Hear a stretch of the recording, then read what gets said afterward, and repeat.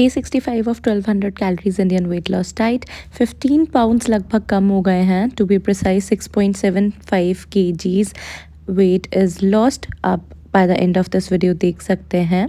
Inch loss की बात करें तो ऐसा नहीं होता है कि जहाँ से आप चाहेंगे वहीं से कम होगा, अपनी मर्ज़ी से कम होता है। मेरा फेस फैट कम हो रहा है, आर्म फैट कम हो रहा है, हल्का फुल्का बस्ट का, हल्का फुल्का पेट का, और बाकी धीरे धीरे अपने हिसाब से होगा जैसे होना चाहता है। First thing in the morning plain glass of water के बाद में मैं बीटरूट कांजी पी रही हूँ। देन मैं अपना ब्रेकफास्ट कर रही हूँ, जिसमें मैंने 2-3 पीस पहले अमरूद के खा लिए हैं, और फिर जो ट्रेडिशनल ब्रेकफास्ट रहता है जैसे स्टफ्ड इडली है, इसमें सब्जियां हैं, दही और सूजी की इडली है।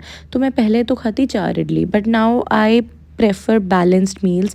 तो मैंने क्या किया, मैंने 2 इडली ली, इसके साथ में या तो मैं एक बड़ी कटोरी भर करके दही खाना पसंद करूँगी ताकि मुझे प्रोटीन भी मिल जाए, खाली कार्ब्स मैं ना खा रही हूँ। और या फिर मैं क्या करती हूँ, किसी दिन अगर मेरे को पता है मेरा पूरे दिन में प्रोटीन थोड़ा कम जा सकता है या कुछ है, तो कभी मन है तो मैं ये एपिगेमिया का 25 gram protein milk shake P लेती हूँ। मैंने पूरा नहीं पिया, बट 3/4 पिया है। और फिर जब बात आती है मिड मॉर्निंग स्नैक की, तब मैं एक चीकू खा रही हूँ। चीकू में बहुत ज़्यादा फाइबर होता है, it's very good for you, but sugar high होता है, तो do pair it with a nut, और अंडे के साथ आप खा सकते हो। तो मैंने एक ही ब्राज़ील नट खाया। अगर आपको थायराइड है तो ज़रूर रोज़ाना खाओ, नहीं भी है तो अगर आपके सेलेनियम लेवल्स कम है तो आप खाओ, बट एक नट से ज़्यादा मत खाना। एंड मैंने खाया 1 से 1.5 उबला हुआ अंडा लंच के टाइम पे। लंच में उबला हुआ अंडा खाया, और फिर मैंने खाई मक्की की रोटी और सरसों का साग। पहले मैं क्या करती थी, 2 रोटी और सरसों का साग खाती, बट अब मैं 1-1.5 अंडा और साथ में सरसों का साग और 1 रोटी खा रही हूँ, ताकि प्रोटीन भी मिल जाए। कार्ब्स फैट प्रोटीन का अच्छा बैलेंस होना चाहिए खाने में।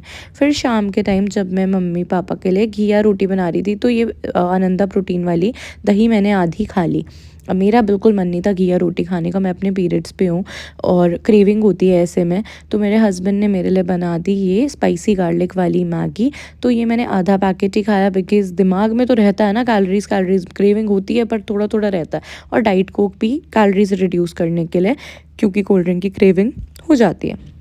फ्राइड चिकन विंग्स खाया, थोड़ा सा, ज़्यादा नहीं खाया। चिकन से प्रोटीन मिल गया, बट हाँ थोड़ा तेल ज़रूर मिल गया एक्स्ट्रा वाला। एक तो रात को लेट तक जाग रहे हैं वाला सीन हो रहा है, ठीक है, मूवी वगैरह देख रहे हैं, और फिर डेट्स आई हुई हैं तो भूख लगती है, कुछ नहीं भरा मेरा पेट एक गंद खा के। तो मैंने खाई थोड़ी सी बेरीज, इससे फाइबर भी मिल गया मुझे 4 ग्राम।